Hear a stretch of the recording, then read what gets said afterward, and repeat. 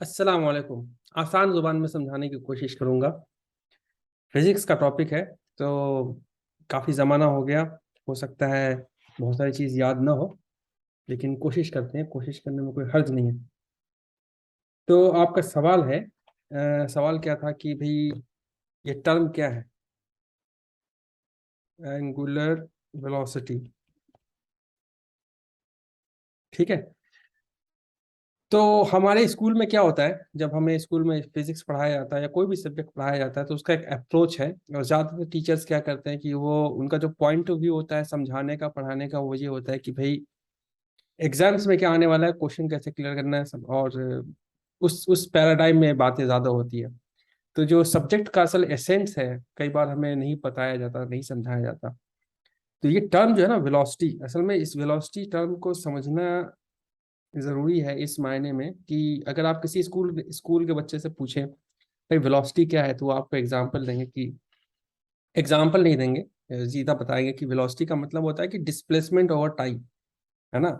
आपको ये velocity vector is displacement vector over time, ये आपको समझा देंगे, राइट।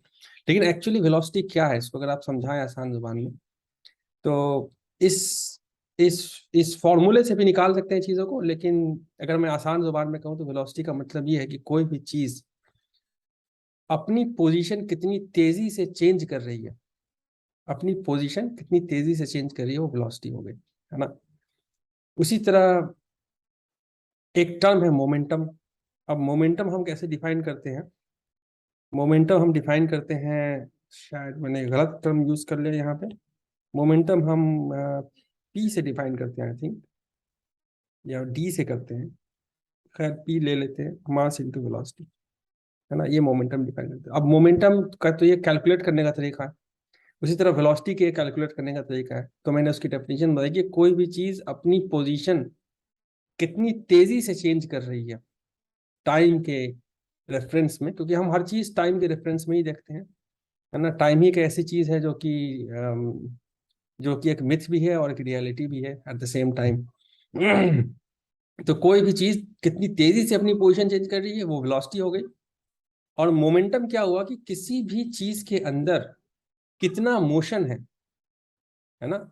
मोशन की मकदार क्या है, उसकी जो है उसका मैग्नीट्यूड क्या है, मैग्नीट्यूड ऑफ मोशन, वो क्या है, वो आपको मोमेंटम दिखाता है ना। तो एंगुलर वेलोसिटी जो है, उसको समझने से पहले आपको वेलोसिटी समझनी है, जो मैंने शायद समझाने की कोशिश करी, आपको समझ में आ गया होगा कि कोई भी चीज अपनी पोजीशन कितनी तेजी से चेंज कर रहा है। लेकिन जब कोई चीज पोजीशन चेंज करता है, तो वो किस डायरेक्शन में कर रहा है, उसकी निस्बत से दो चीजें आ गई सामने हमारे पास। दो नहीं, बेसिकली तीन चीजें आ गई। एक चीज तो हो गई कि वो लीनियर हो सकता है, एक हो सकता है कि रैंडम हो सकता है, और इसको मैं कहूँगा एलोंग एनी कर्व। और रैंडम की एक खास किस्म है कि ये सर्कुलर हो सकता है। तो जब लीनियर, सर्कुलर, रैंडम की बात करें, तो हम फिजिक्स में एक किसी भी मोशन को समझने के लिए हम एक पॉइंट ऑब्जेक्ट की बात करते हैं। एक ऐसा पॉइंट ऑब्जेक्ट है जो कि थियोरेटिकल है, इसकी लंबाई चौड़ाई ऊंचाई नहीं है, जस्ट एक पॉइंट ऑब्जेक्ट है। हम ये मान के चलते हैं कि पूरा मास इसी के अंदर है, एक पॉइंट के अंदर है। तो इससे क्या होता है कि किसी भी मोशन को समझने में आसानी होती है। तो जब भी हम लीनियर, रैंडम या सर्कुलर की बात करें, तो पॉइंट की बात कर रहे हैं, पॉइंट ऑब्जेक्ट की बात कर रहे हैं। और जहाँ एंगुलर की बात आती है, एक्चुअली क्या है वो, in reference to any object आ जाता है। जैसे कि ये एक ऑब्जेक्ट है, एक बॉक्स एक ऑब्जेक्ट है, इसका एक सेंटर ऑफ मास होगा। अब इस सेंटर ऑफ मास के अकॉर्डिंग ये घूम सकता है। तो इसके अंदर जितने भी पॉइंट हैं, इनफाइनाइट पॉइंट हैं, वो सारे एक सर्कुलर मोशन में हैं। लेकिन ये ऑब्जेक्ट एज अ होल जो है, ये ऑब्जेक्ट रोटेट कर रहा है। और रोटेशन के अमल में जो क्वांटिटी वजूद में आती है, वो हो गई हमारी एंगुलर वेलोसिटी। और वो ये दिखाएगा कि कोई भी चीज कितनी तेजी से घूम रही है। तो अगर एंगुलर वेलोसिटी को हमें आसान जुबान में बताना है, तो ये कह सकते हैं एंगुलर वेलोसिटी एक ऐसी फिजिकल क्वांटिटी है, एक ऐसा नंबर है, जिससे हमें ये पता चलता है कि कोई भी ऑब्जेक्ट अपने किसी भी गिवन एक्सिस के रेफरेंस में कितनी तेजी से घूम रहा है ना। कि तो वो एक्सिस आपको सेंटर ऑफ मास से भी पास कर सकता है, और कहीं और भी हो सकता है, जरूरी नहीं कहीं पे हो।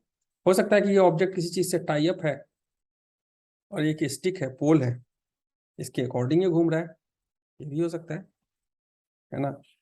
लेकिन टर्म वही रहेगा। टर्म का मतलब ये है कि एंगुलर वेलोसिटी जो हम डिफाइन करेंगे, the motion of an object around one axis, that is angular velocity, है ना। तो कोई भी ऑब्जेक्ट किसी एक्सिस के रेफरेंस में, किसी एक्सिस के अराउंड कितनी तेजी से अपनी पोजीशन को चेंज कर रहा है, तो एंगुलर वेलोसिटी होगी, है ना। तो ये चीज समझनी है। तो इसका एक और जाविया है समझने का, वो ये है कि जैसे ये कोई कोई भी ऑब्जेक्ट है तो इसका एक सेंटर ऑफ मास होगा। सेंटर ऑफ मास का मतलब ये है कि इसके अंदर जो भी मास और मटेरियल है उसका जो डिस्ट्रीब्यूशन है, उस डिस्ट्रीब्यूशन के अकॉर्डिंग एक ऐसा पॉइंट होगा जो कि इसका सेंटर ऑफ मास कहलाएगा, और इस पॉइंट पे इस चीज को बैलेंस किया जा सकता है ना। तो अगर वो सेंटर ऑफ मास आपको पता है, और अगर आप फोर्स इस पे अप्लाई करते हैं, कोई भी फोर्स अप्लाई करते हैं, मान लीजिए कि ये फोर्स अप्लाई करते हैं, ये सब ऐसा मानिए कि ये किसी स्पीड के साथ पहले से चल रहा था, अगर आप ये फोर्स अप्लाई करते हैं और ये फोर्स अगर सेंटर ऑफ मास को इंटरसेक्ट कर रहा होता है, तो इससे जो मोशन पैदा होती है, इससे जो मोशन वजूद में आता है, उसको हम बोलते हैं ट्रांसलेटरी मोशन। ट्रांसलेशन में है, मतलब अपने सेंटर ऑफ मास के अकॉर्डिंगली वो मूव करता हुआ जा रहा है ना। अब यहाँ पे जो चीज होगी वो होगी ट्रांसलेटरी मोशन की वजह से जो मोशन के क्वांटिटीज हम डिराइव करेंगे वो लीनियर होंगे, जैसे लीनियर वेलोसिटी या लीनियर एक्सेलरेशन या लीनियर, हाँ वेलोसिटी और एक्सेलरेशन ही है, या लीनियर मोमेंटम कह सकते हैं, ये भी एक टर्म है। तो ये चीज जो है मतलब एक तरीका ये समझने का है लीनियर को। अब एंगुलर कैसे होगा? मान लीजिए कि सेम ऑब्जेक्ट है, इस पे हम एक फोर्स लगा रहे हैं जो कि सेंटर ऑफ मास को इंटरसेक्ट नहीं कर रहा है, यहाँ पे आ रहा है फोर्स। अब आप इस फोर्स को देखें तो सेंटर ऑफ मास से इसकी एक दूरी हो गई, है ना। अब इस दूरी की वजह से क्या होगा? इस दूरी की वजह से इसके अंदर जो मोशन जनरेट होगा वो सेंटर ऑफ मास की तरफ नहीं होगा, क्योंकि सेंटर ऑफ मास की वजह से मोशन ऐसे जा रहा था, ऑब्जेक्ट ऐसे मूव हो रहा था आगे की तरफ। अब चूंकि हमारा सेंटर ऑफ मास से थोड़ी दूरी पे ये फोर्स लग रहा है, तो ये चीज थोड़ी सी इस तरीके से घूमना शुरू हो जाएगी, है ना। अब ये जो एक मोशन हुआ, वो एक मोशन हुआ इस एक्सिस के, मान लीजिए एक एक्सिस है, यहाँ पे मैं ड्रॉ कर रहा हूँ एक्सिस, इस एक्सिस के अराउंड ये घूमना शुरू करेगा। तो जिस तरह हमने ये ट्रांसलेटरी मोशन हमने देखा था, ये वाली ट्रांसलेटरी मोशन, इसके लिए हमने लीनियर वेलोसिटी कहा, है ना। उसी तरह अब जब ये मूव कर रहा है इस एक्सिस के अराउंड, तो यहाँ पे जो चीज आएगी इसको मैं बोलूंगा ये ट्रांसलेटरी की जगह जो मोशन हो उसको मैं बोलूंगा रोटेटरी मोशन। और रोटेटरी मोशन की वजह से जो चीज हमारे पास, जो टर्म्स हमारे पास आएंगे वो होंगे रोटेशनल वेलोसिटी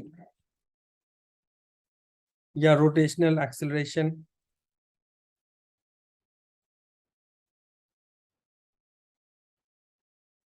या रोटेशनल मोमेंटम।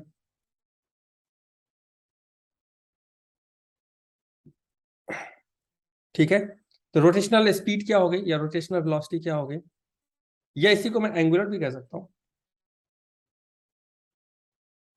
एंगुलर वेलोसिटी क्या हो गई? एंगुलर वेलोसिटी किसी भी ऑब्जेक्ट की वो का वो टर्म है जिससे हमें यह पता चलता है कि वो ऑब्जेक्ट किसी खास एक्सिस के अराउंड कितनी तेजी से मूव कर रहा है, वो आपकी हो गई एंगुलर वेलोसिटी। अब इसके कैलकुलेट करने का तरीका है, इसके मैथमेटिकल फॉर्मूला है, मैं अभी वहां पे नहीं बताऊँ, बहुत लंबा वीडियो हो जाएगा इस इस चक्कर में।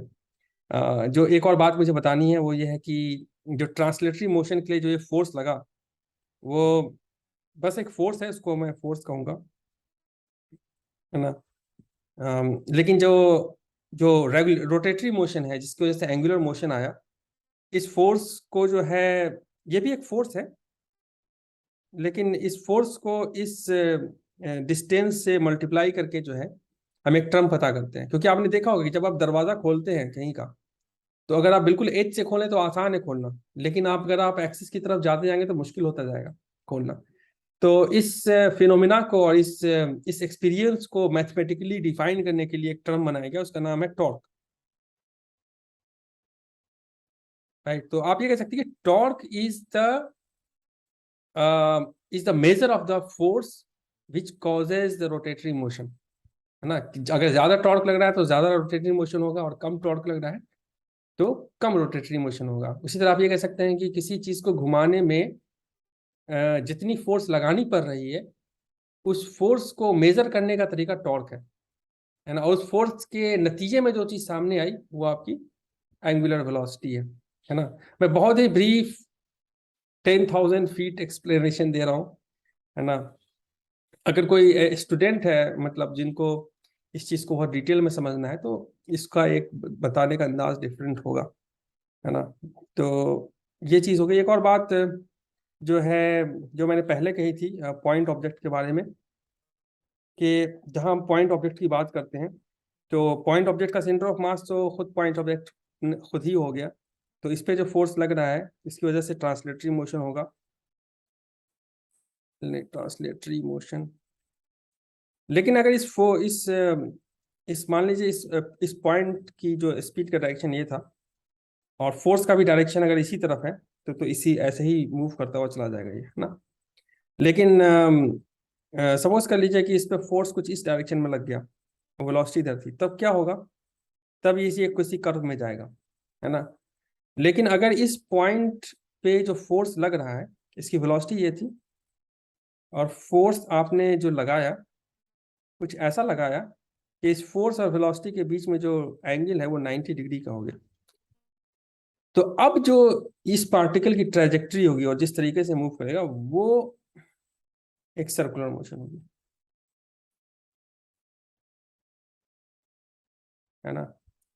और चूंकि एक ऑब्जेक्ट जो होता है वो एक सेट ऑफ इनफाइनाइट पॉइंट्स होता है, तो अगर आप ध्यान दें तो इस ऑब्जेक्ट के अंदर जितने भी पॉइंट हैं वो एक सर्कुलर मोशन में, infinite points are covering infinite circular motion, है ना। और चूंकि वो ऑब्जेक्ट के पार्ट है, तो इसको हम एक सेपरेशन में नहीं स्टडी कर रहे हैं, उनको as a whole, as an object study करना होगा। और इसलिए हम यहाँ पे फोर्स और टॉर्क की बात कर रहे हैं। और यहाँ पे एक और टर्म आता है, मोमेंट ऑफ इनर्शिया। वो भी समझने वाली चीज़ है, लेकिन वो बहुत ज़्यादा एग्जैजरेट हो जाएगा। मैं एक सिंपल टर्म में समझाना चाह रहा था, होपफुली आपको ये वीडियो समझ में आया होगा, है ना। इस पे कोई क्वेश्चन है तो इस पे हम लोग चर्चा कर सकते हैं। और सिर्फ फार्मूला जो है, एक्चुअली जो लोग बताते हैं थोड़ा उसमें प्रॉब्लम हो जाती है। जैसे v equals to D by T, ये वेलोसिटी का फॉर्मूला है, ये वेलोसिटी नहीं है। अगर वेलोसिटी कोई पूछे तो जैसे समझाना है कि it's the measurement of an object और a point object by virtue of which we come to know that how fast it is changing its position in respect to the time, है ना। अगर हमें नहीं समझ में आता है तो फिर ऐसी बातें हो जाती है, जैसे नरेंद्र मोदी कहते हैं कि a प्लस बी स्क्वायर में ए एक्स्ट्रा 2ab आता है। वो एक्स्ट्रा 2ab नहीं है, एक्चुअली जो a प्लस बी का होल स्क्वायर है, उस होल स्क्वायर को जब हम ऑपरेट करते हैं, लेकिन तो बहुत ही बच्चों वाली चीज है कि a प्लस बी का होल स्क्वायर कर रहे हैं, तो उसके लिए जो एक मैथमेटिकल एक्सप्रेशन हमारे पास आ रहा है, उस मैथमेटिकल एक्सप्रेशन का एक पार्ट है, एक्स्ट्रा होता है, कि मतलब जो कि इन एडिशन टू समथिंग होता है। तो जो लोग पढ़े लिखे नहीं होते हैं वो ऐसी बातें करते हैं, ये रे इसमें एक एक्स्ट्रा 2ab मिल गया, है ना। इसी तरह जब हम डिफाइन करते हैं किसी चीज को, जैसे वेलोसिटी को डिफाइन कर रहे हैं, तो what is velocity? It's a displacement over time. No, it's the displacement over time is the way we calculate velocity, it's not the velocity in itself, है ना। तो वेलोसिटी को डिफाइन करना होगा, फिर हमें मैथमेटिकल फॉर्मूला डिफाइन करना होगा, है ना। तो होपफुली समझ में आ गया। आपका जो मेन क्वेश्चन था कि what is angular angular velocity, वो यहाँ पे angular velocity is a physical term. ये टर्म फिजिक्स में यूज होता है, और क्या बताता है? ये बताता है कि कोई ऑब्जेक्ट किसी एक्सिस के अराउंड कितनी तेजी से घूम रहा है। इसको मेजर करने के लिए जिस टर्म का हम यूज करते हैं वो एंगुलर वेलोसिटी है। इंशाल्लाह आपको ये बात समझ में आई होगी, और फिर इस पर और भी डिस्कशन हो सकता है, डिटेल डिस्कशन हो सकता है। तो अगर करना है इंशाल्लाह बताइए, इंशाल्लाह फिर हम लोग इस पर बात करेंगे। अस्सलाम वालेकुम।